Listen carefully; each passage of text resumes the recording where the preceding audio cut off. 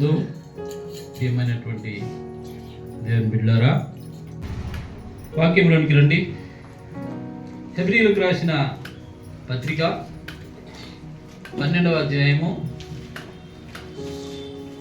27, 28 వచనాలు మార్చి చదువుకుందాం. హెబ్రీయులకు రాసిన పత్రిక 12వ అధ్యాయము 27వ వచనం నుండి 29వ వచనం వరకు మార్చి చదువుకుందాం. ఇంకొకసారి అను మాట చేయబడినవి గనుక నిలుకడగా ఉండు నిమిత్తము అవి సృష్టించబడినవన్నట్టు చెల్లింపజేయబడినవి బొత్తిగా తీసివేయబడినని అర్థమిచ్చుచున్నది.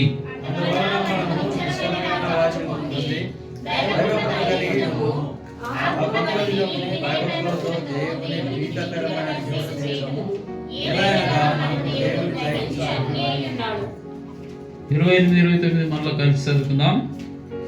అందువలన మనము నిశ్చలమైన రాజ్యం పొంది దైవ కృప కలిగి ఉందము. ఆ కృప కలిగి వినయ భయభక్తులతో దేవునికి ప్రీతికరమైన సేవ చేయుదము. ఏలైనగా దేవుడు గ్రహించు అగ్ని అయి ఉన్నాడు. చిన్న ప్రార్థన చేసుకుందాం. ప్రభు సహాయం కొరకై కృపా సత్య సంపూర్ణుడు అయిన యేసయ్య, ఆకాశము మహాకాశం పట్టజాలం దేవ, ఈ శాశ్వతమైన ప్రేమకై వందనాలు చెల్లించుకొస్తున్నాం. ప్రభువా, మా దినములను లెక్కించే దేవుడు నువ్వు, మా ఆయుష్ను పొడిగించే దేవుడు నీవు. గడిచిన 2024 సంవత్సరం అంతా కూడా ప్రభువా, మొదటి ఆదివారం నుండి చివరి ఆదివారం వరకు ప్రభువా మమ్మల్ని అందరినీ కాచి కాపాడి ఈ చివరి ఆదివారంలో ప్రవేశింపజేసి నిన్ను ఆరాధించుకున్నటకు, నీ శరీర రక్తాలలో పాలు పంచుకున్నటకు మమ్మల్ని నడిపించిన ప్రభువా స్తోత్రములు. సంవత్సరాది నుండి సంవత్సరాంతం వరకు అనేక బాధలు, వ్యాధులు, శోధనలు, ఇరుకులు, ఇబ్బందులు, కష్టాలు ఎన్నో వచ్చినప్పటికీ వాటన్నిటి నుండి మాకు విడుదల కలుగజేసి ఈ దినము నీ సన్నిధిలో చేరి నిన్ను ఆరాధించుకున్నట్టుకు, ఈ శరీర రక్తాల్లో పాలు పంచుకున్నట్టుకు మీరు చూపిన మహాకృపను బట్టి స్తోత్రాలు వందనాలు చెల్లించుకుంటున్నాను. ప్రపంచవ్యాప్తంగా నేటి దినం జరుగుతున్న ఆరాధన కార్యక్రమాలన్నింటిలోనూ మీరు నడిపించండి. మీ నామ మహిమార్థమై జరిగించండి ప్రభువా. మరి ఇక్కడ జరుగుతున్నటువంటి ఈ యొక్క ఆరాధన కార్యక్రమం అంతట్లో మీరు నడిపించండి. మా మధ్యకు రండి, మాతో సహవాసం చేయండి.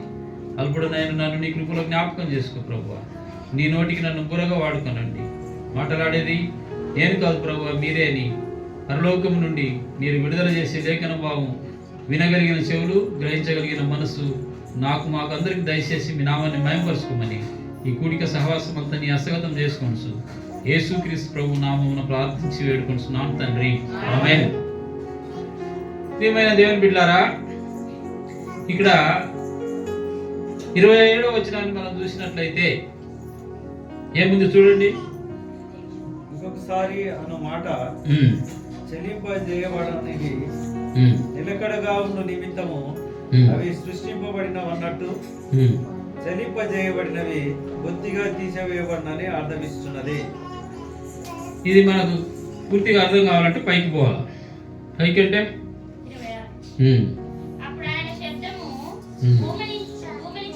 ఆయన శబ్దము భూమిని చలింపజేసెను, కానీ ఇప్పుడు నేను ఇంకొకసారి భూమిని మాత్రమే కాక ఆకాశమును కూడా కంపింపజేతును అని మాట ఇచ్చి ఉన్నాడు. చాలా మంది మరి గడిచిన వారంలో అయితే భూకంపాలు ఈ రోజు వస్తున్నాయి, ఆ రోజు వస్తున్నాయి, ఇంకొక రోజు వస్తున్నాయి అని రకరకాలుగా చెప్తూ వచ్చాయి, పేపర్లలో వస్తూ వచ్చాయి. అదేవిధంగా అనేక న్యూస్లలో కూడా మనము ఈ భూకంపాలు వస్తాయని విన్నాం. మరి ఎంతవరకు వచ్చాయో, ఎంతవరకు రాలేదో మరి చెప్పినటువంటి శాస్త్రవేత్తలకు తెలియాలి. మరి అయితే ప్రభు ఏమంటున్నాడంటే, నేను ఇంకొకసారి భూమిని మాత్రమే కాక ఆకాశమును కూడా కంపింప చేతును. భూమి కంపిస్తేనే ప్రజలు ఉండటంలే, ఎంతో నష్టం జరుగుతుంది. అయితే మరి ఆకాశాన్ని కంపింపజేస్తే ఏమవుతుంది? జనులు ఉంటారా అండి? ఉంటారా? భూమి మీద ఉన్నోళ్ళే ఉండటం లేదు. మరి ఆకాశాన్ని కంపింపజేస్తే సునీత విలియమ్స్ ఎక్కడుంది ఇప్పుడు? కంపింపజేస్తే చెట్టు కొమ్మ ఎక్కి రాళ్ళు ఊపితే ఏమవుతాయి? కాయలన్నీ రాలిపోతాయి. అట్లాగే ఆమె కూడా రాలిపోవాల్సిందే. ఆకాశాన్ని దేవుడు కంపింపజేసినట్లయితే ఆ ఆకాశంలో ఉన్న శక్తుల ప్రభావం అంతా కూడా పడిపోతుంది, రాలిపోతుంది. అపవాది దాని దూతల సైన్యము సమూహం అంతా కూడా రాలిపోతుంది. సరే, ఇప్పుడు రండి 28వ వచనాన్ని మనము చూద్దాం. అందువలన మనము నిశ్చలమైన రాజ్యము పొంది, చూడండి, భూమి పోయినా పర్వాలేదు, ఆకాశం కంపింపజేసినా పర్వాలేదు, కానీ ఏమంటున్నాడు?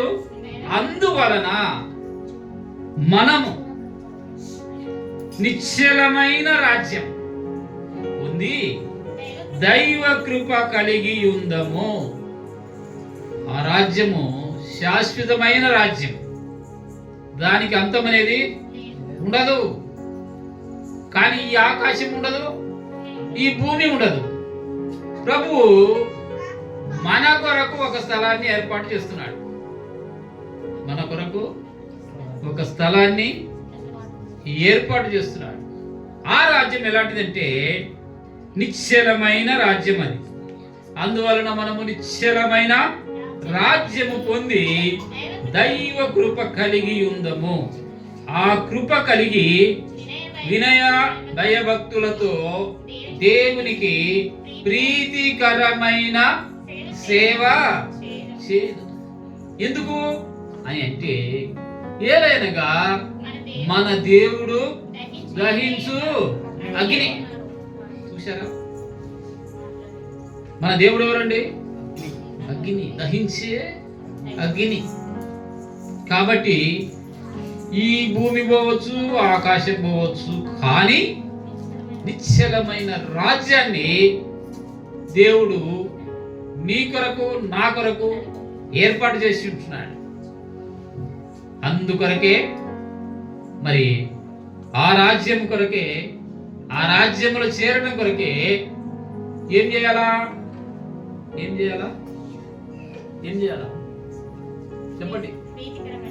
ఏం చేయాలంటే ఆ కృప కలిగి వినయ భయభక్తులతో దేవునికి ప్రీతికరమైన సేవ.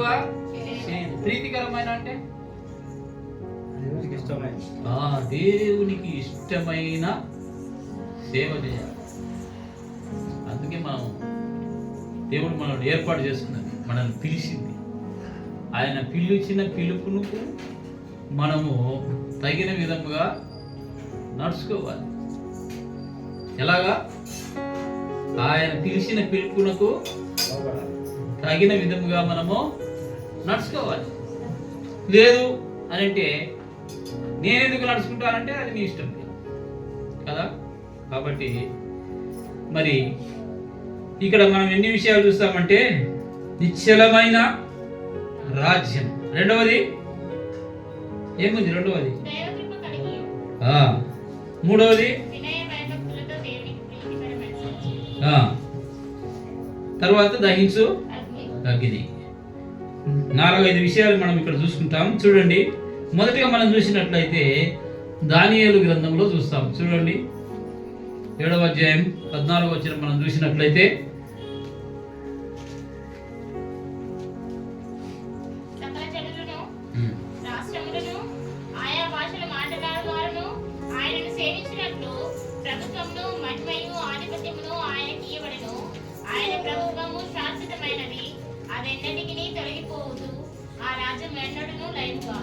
అది సకల జనులను, రాష్ట్రములను, ఆయా భాషలు మాట్లాడు వారును ఆయనను సేవించున్నట్లు ప్రభుత్వమును మహిమయు ఆధిపత్యమును ఆయన కీయబడెను.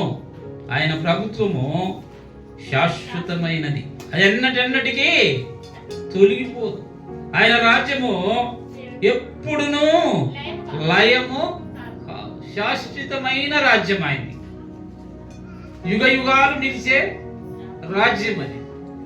ఒకరోజు ఉండి ఒకరోజు పోయేది కాదు, యుగ యుగములు నిలిచేటటువంటి రాజ్యం. అంతకుముందే మరి దానియేలు గారు నెబుకద్నెజరు కలలో చెప్తాడు. ఏమని చెప్తాడు? ఒక ప్రతిమను నేను చూసి, ఆయన చూడలే, మర్చిపోయాడు. ఆయన చూసిందంతా కూడా మర్చిపోయాడు. మరి ఎవరు చెప్పారు? ఎవరైనా ఎదుటి వ్యక్తికి వచ్చిన కళను చెప్పమంటే చెప్పగలుగుతారా? ఏదో భావం చెప్పమంటే చెప్తారు కానీ చూడండి మరి 2వ అధ్యాయం 21:31 వచనంలో మనం చూస్తే, రాజా తాము చూచుచుండగా బ్రహ్మాండమగు ఒక ప్రతిమ కనపడను కదా.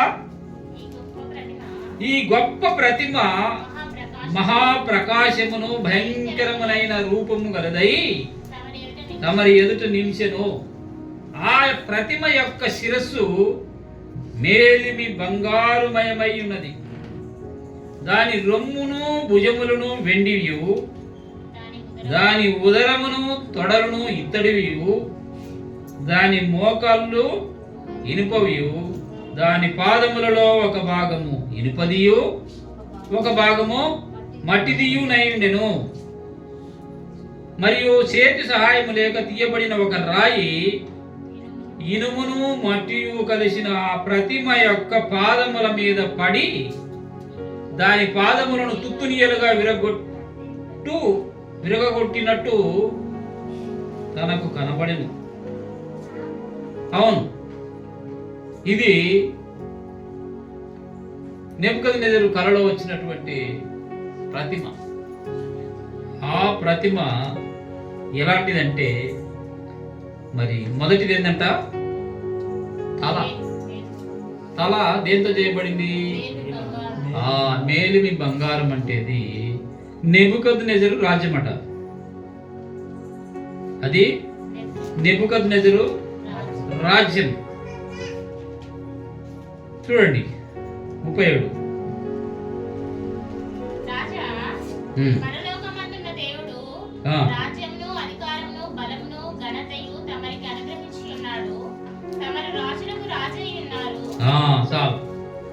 మొదటిది తల బంగారాన్ని పోలి ఉన్నది. ఆ రాజ్యము నెబుకద్నెజరు రాజ్యం. అది నెబుకద్నెజరు రాజ్యం. ఆయనే బంగారం అంట. చూడండి 38 ఉంటుంది. ఆయన మనుషులు నివసించు ప్రతి స్థలమందును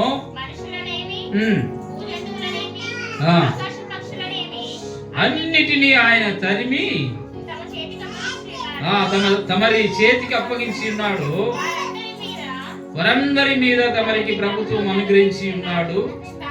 తామే ఆ బంగారము. ఇది రాజ్యం అయింది. ఎవరు రాజ్యం అండి? నెబుకద్నెజరు రాజ్యం. ఈ రాజ్యము శాశ్వతమైన రాజ్యమా? ఆ తర్వాత ఏ రాజ్యం వస్తుంది అంటే చూడండి 39. తాము చనిపోయిన తరువాత మరి ఒక రాజ్యం కంటే, తమరి రాజ్యం కంటే తక్కువైన రాజ్యం ఒకటి లేచును. అటు తరువాత లోకమంతటిని ఏలునటువంటి 3వ రాజ్యము లేచును. అది ఇత్తడి వంటిదగును. పిమ్మట 4వ రాజ్యం ఒకటి లేచును. అది ఇనుము వలె బలముగా ఉండును. ఇనుము సమస్తమైన వాటిని దంచి విరగొట్టును కదా. ఇనుము పగలగొట్టినట్లు అది రాజ్యములన్నిటినీ పగలగొట్టి పొడి చేయును. పాదములను వేర్లును కొంత మట్టుకు కుమ్మరి మట్టిగాను కొంత మట్టుకు ఇనుపదిగానున్నట్టు తమరికి కనబడిన గనుక ఆ రాజ్యములో భేదములుండును. అయితే ఇనుము బురదతో కలిసినట్టు కనబడెను గనుక రాజ్యములలో అలాగుండను. ఆ రాజ్యము ఇనుము వంటి బలము గలదై ఉండును. పాదముల వేళ్ళు కొంత మట్టుకు ఇనుపవిగాను కొంత మట్టుకు మట్టివిగాను ఉండినట్లు ఆ రాజ్యము ఒక విషయములో బలముగాను ఒక విషయములో నీరసముగాను ఉండును. ఇది అయితే 44వ వచనంలో మనం చూసినట్లయితే ఆ రాజుల కాలములలో పరలోకమందున్న దేవుడు ఒక రాజ్యమును స్థాపించును. దానికి ఎన్నటికిని నాశనం కలగదు. ఆ రాజ్యము దాని పొందిన వారికిని గాక మరెవరికిని చెందదు. ఇది అది ముందు చెప్పిన ఈ రాజ్యం రాజ్యం ఎలాంటిదంటే ముందు చెప్పిన రాజ్యాలన్నిటికంటే ఇది యుగయుగముల వరకు నిలుచు. ఈ రాజ్యము పైన చెప్పిన రాజ్యాలు లాంటిది కాదు, నశించిపోయే రాజ్యం కాదు. ఎంత బంగారం రాజ్యమైనా పోయింది, వెండిదైనా పోయింది, ఇత్తడిదైనా పోయింది, ఇనుముది పోయింది, ఇనుము మరియు మట్టి కలిసినటువంటి రాజ్యం కూడా అన్ని అంతరించిపోయాయి. మరి యుగ యుగములు ఉండే రాజ్యం ఏదట?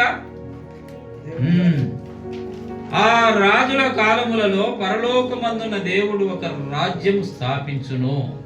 దానికి అన్నటికి నాశనము కలుగదు. ఆ రాజ్యం దాని పొందిన వారికే గాక మరి ఎవ్వరికి చెందదు. అది ఆ రాజ్యం అంటే పరలోక రాజ్యం, ప్రభు అయిన యేసుక్రీస్తు వారి రాజ్యం. ఆ రాజ్యం పొందిన వారికే, కానీ మరి ఎవరికి కూడా ఆ రాజ్యము దక్కదు. అంటే దేవుని బిడలరా, సమయకాలంలో మరి ఆ రాజ్యము నిశ్చలమైన రాజ్యం. అది దానికి ఎన్నటికీ అంతం అనేది ఉండదు. అది యుగ యుగములు నిలిచి ఉండే రాజ్యం. మరి ఆ రాజ్యములోనికి ప్రవేశము నీకు కావాలా వద్దా? చెప్పండి. ఆ నిత్యమైన నిశ్చలమైన రాజ్యముకు నాకు కూడా ఆ రాజ్యం కావాలన్నటువంటి ఆశ ఉందా లేదా? కాబట్టి ఆశ ఉంది. ఇప్పుడు మనము ఒక తోట గుండా మా బయట నుంచి దారి ఉందనుకోండి, వెళ్తూ ఉంటాం. ఆ తోటలో ఫుల్ పండ్లు ఉంటాయి. చూడగానే ఏమవుతుంది? అబ్బా ఏమి కోసిందిరా అని అంటాం. అంటే సరిపోతుందా? అది చూడగానే మనకు ఏమైనా మన ఆశ తీరుతుందా? ఎప్పుడు తీరుతుంది? కాబట్టి ఆ పండు మనం తిన్నప్పుడు మనకు తృప్తి వేరు, ఆశ వేరు, తృప్తి వేరు. కనుక దారిన పోయే వాళ్ళందరూ ఆశపడతారు. అందరూ తినగలుగుతారా? మరి ఎవరు తింటారు? దాని హక్కుదారులు ఎవరైతే ఉన్నారో వారు మాత్రమే తింటారు. అదేవిధంగా ప్రియమైన దేవుని పిల్లరా, ఆయన రాజ్యము యుగ యుగములు నిలిచేది. ఆ రాజ్యములో మనం పాలు పంచుకోవాలంటే ఏం చేయాలి అంటే బాప్తిస్మం తీసుకోవాలి కదా. తీసుకున్నారా? Very good. తీసుకున్నాంలే, పోతాంలే, ఆ రాజ్యం నాదేలే అని అనుకోవడం కూడా సరైనది కాదేమో. ఎందుకని? విశ్వాసములో స్థిరపడాలి, బలపడాలి, దేవునికి నమ్మకముగా ఉండాలి. బలా మంచి దాసుడా అని దేవుని చేత అనిపించుకోవాలి. బలా చెడ్డ దాసుడా అన్నారనుకోండి, ఏమవుతుంది? బలా చెడ్డ దాసుడా అంటే శిక్ష, నరకం. బలా మంచి దాసుడా అంటే ఆయనతో కూడా ఆయన రాజ్యములో, నిశ్చలమైన రాజ్యములో యుగ యుగములు ఉండగలుగుతాం. ఆ రాజ్యం కొరకు మనము ఏం చేయాలా? ప్రయాసపడాలి.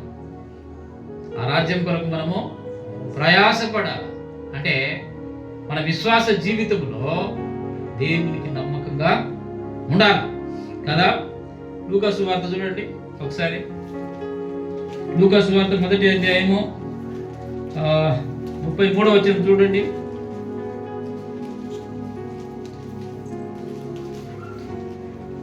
లూకాసు వార్త 1వ అధ్యాయం 33. ఆయన యాకోబు వంశస్థులను యుగయుగములు ఏలును. ఆయన రాజ్యం అంతము లేనిదై ఉండునని ఆమెతో చెప్పెను. చూశారండి, ఏమైనా దేవుని బిడ్డలారా, ఆయన రాజ్యం ఎలాంటిదట? యుగ యుగములు. ఆయన యుగ యుగములు ఏం చేశాడట? ఏలుతాడు. ఎవరిని ఏలుతాడు? యాకోబు వంశస్థులను. ఆయన రాజ్యము అంతము లేని రాజ్యం. అది అంతము లేదు. కారణం ఏంటంటే ఆల్ఫాయు ఓమెగయు నేనే, ఆదియు అంతమును నేనే అంటున్నాడు ప్రభు. కాబట్టి ఆయన రాజ్యము అంతము లేనిది. ఆయన యాకోబు వంశస్థులను యుగ యుగములు ఏలును. ఆయన రాజ్యము అంతం లేనిదై ఉండునని ఆమెతో చెప్పాను. ఏమే ఆమె? ఎవరండి? మరియమ్మ. ఎవరు చెప్పారు? గాబ్రియల్ దూత. గాబ్రియల్ దూత వచ్చే చెప్తుంది అంటే మరి ఆ రాజ్యం ఎంత నిశ్చలమైందో మనము ఒకసారి ఆలోచించుకోవాలి కదా.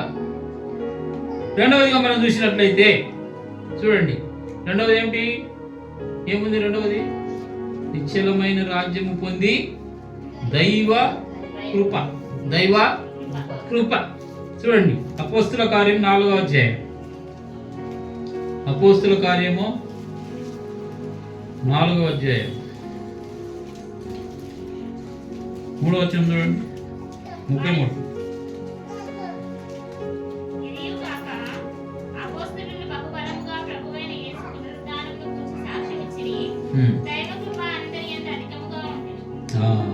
దేవుని కృప ఇదియుగాక అపోస్తలులు బహు బలముగా ప్రభువైన యేసు పునరుత్థానము గురించి సాక్ష్యం ఇచ్చినారు. ఏం చేసినారండి? దేవుని గురించినటువంటి సాక్ష్యాన్ని ఎలా చెప్పారట? బహు బలంగా సాక్ష్యం ఇచ్చారు. మీరు కూడా సాక్ష్యం ఇవ్వాలి. బహు బలమైంది ఇస్తారా? ఏం? బహుబలంగా సాక్ష్యం ఇవ్వాలి కదా. ఏమని ఇచ్చారు? బహుబలముగా ప్రభు అయిన యేసు పునరుత్థానమును గురించి సాక్ష్యం ఇచ్చింది. ఏం గురించి? పునరుత్థానం గురించి సాక్ష్యము బహుబలముగా ఇచ్చారు. మన జీవితాలలో కూడా దేవుడు మన ఎడల చేసినటువంటి గొప్ప కార్యాలను బట్టి, గొప్ప రక్షణను బట్టి మనం సాక్ష్యం ఇవ్వాల్సినటువంటి వారంగా ఉంటున్నాం. ఇంత గొప్ప రక్షణను నిర్లక్ష్యము చేసిన ఎడల ఎలాగ తప్పించుకుంటాం? రక్షించబడిన మన జీవితాలలో నిశ్చలమైన రాజ్యం ఉంది, దైవ కృప మన మీద ఉంది. దానిని మనం నిర్లక్ష్యం చేసినట్లయితే మనం ఎలా తప్పించుకుంటాం? దేని గురించి? ఇంత గొప్ప రక్షణ నిర్లక్ష్యం చేస్తే ఎలాగంటే రాబో ఉగ్రత నుండి ఎలాగ తప్పించుకోగలము? కనుక ప్రభువైన యేసుక్రీస్తునందు మనము ఎలా ఉండాలా? నమ్మకంగా ఉండాలి. మూడవది ఏముందండి? ఆ కృప కలిగి వినయ భయభక్తులతో దేవునికి సరే. చూడండి, ద్వితీయోపదేశకాండం 5:29 చూడండి. ద్వితీయోపదేశకాండము 5వ అధ్యాయం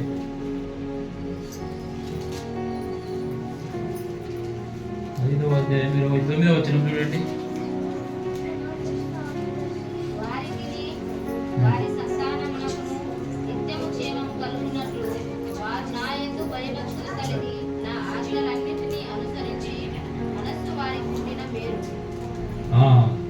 కాబట్టి వారికిని వారి సంతానమునకును నిత్యము క్షేమము కలుగునట్లు వారు నా యందు భయభక్తులు కలిగి నా ఆజ్ఞలన్నిటినీ అనుసరించు మనసు వారికి ఉండిన ఎడల మేలు. ఏం మేలు అంటే ఆయన ఆజ్ఞలను అనుసరించుచు ఉండటము అది మేలు అంట కదా. ఏం మేలు అంటే ఆయన నా యందు భయభక్తులు కలిగి అంటున్నాడు. చూడండి, నా ఆజ్ఞలన్నిటినీ అనుసరించు మనసు వారికి ఉండిన మేలు అంటున్నాడు. కనుక దేవుని బిడ్డలారా, ప్రభువైన యేసుక్రీస్తునందు ఆయన విశ్వాసం ఉంచి ఆయన ఆజ్ఞలను ఏం చేయాలట? అనుసరిస్తే అది నీకు మేలు. అది నీకు మేలు. హెబ్రీయులకు రాసిన పత్రిక చూడండి, పక్కనే 11వ అధ్యాయము 7వ వచనం. 11:7.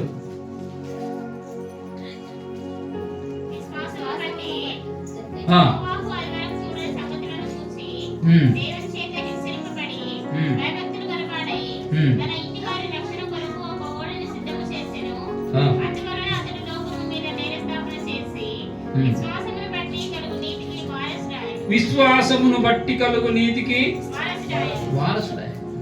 ఇది చూశారా ప్రియులారా? విశ్వాసమును బట్టి నోవహు అది వరకు చూడని సంగతులను చూశారా? దేవుని చేత హెచ్చరించబడ్డాడు. అది వరకు జరగనటువంటి సంగతులను గురించి దేవుని చేత హెచ్చరించబడి ఎలా ఉన్నాడట? భయభక్తులు కలిగి ఉన్నాడు. మన విశ్వాస జీవితంలో మనం కూడా దేవుని యందు భయభక్తులు కలిగి ఉండాలి. భయభక్తులు కలిగి ఉండాలి. అందువలన ఏమైందట? అతడు రక్షించబడ్డాడు. దేవుని యందు భయభక్తులు కలిగి ఉండటం ద్వారా అతడును అతని కుటుంబం వారందరూ కూడా రక్షించబడ్డారు. మిగిలిన వారందరూ ఏమైంది?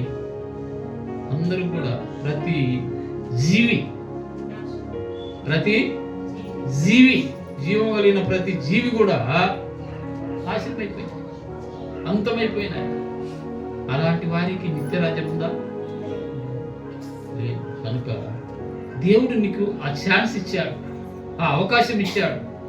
కాబట్టి దాన్ని ఎప్పటికి కూడా మనము వదులుకోకూడదు. ఆయన యందు భయభక్తులు కలిగి ఎలా ఉండాలట?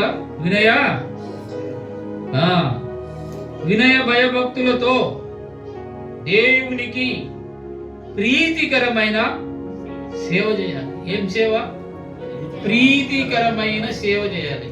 ఎఫెసీయులకు రాసిన పత్రిక చూడండి, 5వ అధ్యాయం 10వ వచనం.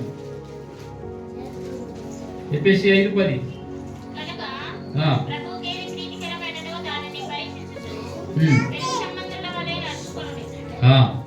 చూశారా ప్రియులారా? ప్రభువులకు ఏది ప్రీతికరమో దానిని పరీక్షించుచు వెలుగు సంబంధుల వలె నడుచుకోవాలి. ప్రభువుకు ప్రీతికరమైంది మన జీవితంలో ఏమిటో మనం తెలుసుకోవాలి. ఏం కోరుకుంటున్నాడు ప్రభు? మన జీవితంలో ఏం కోరుకుంటున్నాడు అనేది తెలుసుకొని ఆ విధముగా మనము నడుచుకోవాలి. చూడండి, ఫిలిప్పీ పత్రికలో కూడా చూస్తాం. ఫిలిప్పీ పత్రిక 4:18 చూడండి.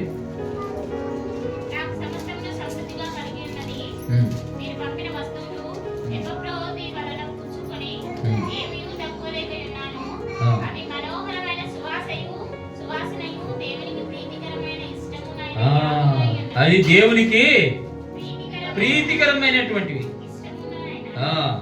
నాకు సమస్తమును సమృద్ధిగా కలిగి ఉన్నది.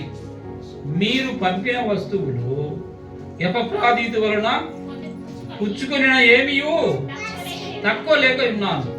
అవి మనోహరమైన సువాసనయు దేవునికి ప్రీతికరమైన ఇష్టమునైన యాగమునై ఉన్నది. దేవునికి ప్రీతికరమైన ఇష్టమైన యాగముగా నిన్ను నీవే ఆయనకు సమర్పించుకోవాలి. ఇంకా చూడండి, ఫిలిప్పీ పత్రికలోనే 1వ అధ్యాయం 18 వచనం. 1వ అధ్యాయం అయిననేమి ఇష్ట చేతనే గాని సత్యము చేతనే గాని ఏ విధము చేతనైనను క్రీస్తు ప్రకటింపబడుచున్నాడు. అందుకు నేను సంతోషిస్తున్నాను, ఇక ముందును సంతోషించు. కాబట్టి దేవుని బిడ్డలారా, పేరు ఇచ్చినటువంటి మన విశ్వాస జీవితంలో దేవునికి ప్రీతికరమైన విధంగా మనం నడుచుకోవాలి. ఎన్ని చూశారండి? 4. 1 నిశ్చలమైన రాజ్యం, ఆ రాజ్యము అంతం లేని రాజ్యం. 2వది దేవుని కృప, దైవ కృప మనము కలిగి ఉండాలి. దేవుని కృపను మనము కలిగి ఉండాలి. 3వది వినయ భయభక్తులు కలిగి ఉండాలి. దేవుని సన్నిధిలో దేవుడు అంటే భయం ఉండాలి, భక్తి ఉండాలి. వినయము, భయము, భక్తి, వినయ భయభక్తులు కలిగిన వారమై ఉండాలి. 4వది దేవునికి ప్రీతికరమైన సేవ చేయాలి. అంటే దేవునికి ఇష్టమైన సేవ చేయాలి. మనుషులకు ఇష్టమైన సేవ కాదు, దేవునికి ఇష్టమైన సేవ చేయాలి. మన జీవితాలను మనం పరీక్షించుకోవాలి. లోకం కొరకు మనం సేవ చేస్తున్నామా? దేవుని కొరకు మనము సేవ చేస్తున్నామా అనేది మనల్ని మనము పరీక్షించుకోవాలి. లాస్ట్ ఏమున్నదండి?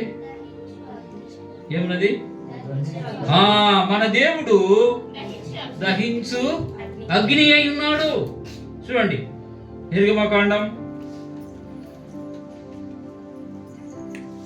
24వ అధ్యాయం చూడండి, 24:17. యెహోవా మహిమ ఆ కొండ శిరస్సు మీద దహించు అగ్ని వలె ఇశ్రాయేలీయుల కన్నులకు కనబడెను.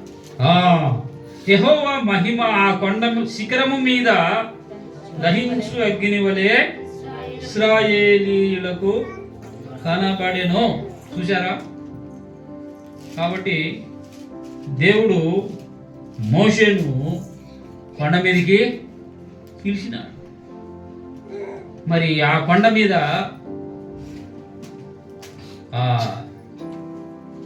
దేవునితో కూడా ఆయన గడుపుతూ ఉన్నాడు. ఆజ్ఞలు, దేవుడు ఆజ్ఞలు ఇచ్చినాడు. మరి మోషే ఉన్నటువంటి ఆ దినములన్నీ కూడా ఎన్ని దినాలు ఉన్నాడు? 40 దినాలు కూడా ఆయన ఏమి కూడా పుచ్చుకోలే, అన్నపానములు పుచ్చుకోలే. అప్పుడు యెహోవా మోషేతో ఇట్లన్నాడు, నీవు కొండ ఎక్కి నా యొద్దకు వచ్చి అచ్చట ఉండుము.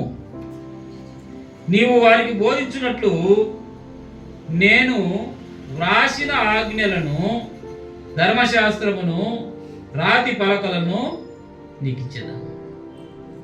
చూసారా దేవుని బిడ్డలారా? దేవుని ఆజ్ఞలు, ఆయన స్వహస్తాలతో వ్రాసినటువంటి ఆజ్ఞలను, ధర్మశాస్త్రమును, రాతి పలకలను నీకు ఇచ్చేదను. మోషేయు అతని పరిచారకుడైన యెహోషువ లేచినారు. అది ఇప్పుడు 17 చూడండి. యెహోవా మహిమ ఆ కొండ శిఖరము మీద దహించు అగ్ని వలె ఇశ్రాయేలీయుల కన్నులకు కనబడెను. ఏ కొండ అది? ఏ కొండ? సీనాయి కొండ. సీనాయి కొండ మీద మరి దేవుడు మోషేకు ధర్మశాస్త్రము, ఆజ్ఞలు రాసిచ్చినాడు. కాబట్టి ఏమంటున్నాడు? ఆ కొండ మీద ఇశ్రాయేలు ప్రజలందరూ కూడా దేవుని మహిమను చూసినారు. ఎలా ఉన్నదంటే ఆయన మహిమ దహించు అగ్ని వలె ఉన్నది. మన దేవుడు ఎవరంట? దహించు అగ్ని. కాబట్టి అగ్ని జోలికి పోతే ఎలా ఉంటుంది? అగ్ని జోలికి పోతే కాలిపోతాం. ఎలా పోతే అపవిత్రంగా పోతే మనం కూడా కాలిపోతాం. దేవుని ఉగ్రత పాత్ర ఉంటుంది. కాబట్టి ఆ అగ్ని మన మీద కాల్చివేయకుండా ఉండాలంటే మనం ఆయన దయ పొందిన వారమే ఉండాలి కదా. ద్వితీయోపదేశ కాండం 4వ అధ్యాయం 24వ వచనం చూడండి. ద్వితీయోపదేశ కాండము 4. నీ దేవుడైన యెహోవా గ్రహించు అగ్నియు. చూశారా? గ్రహించు అగ్నియు రోషము గల దేవుడు. ఆయన మహిమను ఎవరైనా దొంగిలిస్తే ఆయన ఊరుకోడు.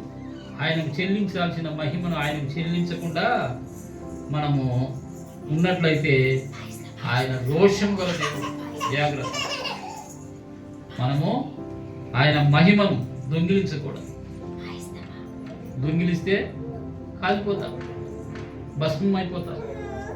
ఎందుకంటే ఆయన రోషం గల దేవుడు. ఆయన రోషం గల దేవుడు. అందుకే అంటాడు, నా మహిమను నేను ఇతర దేవుళ్ళకు నేను ఇచ్చేదలా అంటాడు కదండి. ఆయన మహిమ లాంటిది, ప్రభావం గలది, అగ్ని కలది. చివరిగా 2వ రాజుల గ్రంథము 1వ అధ్యాయం 12వ వచనం చూసుకొని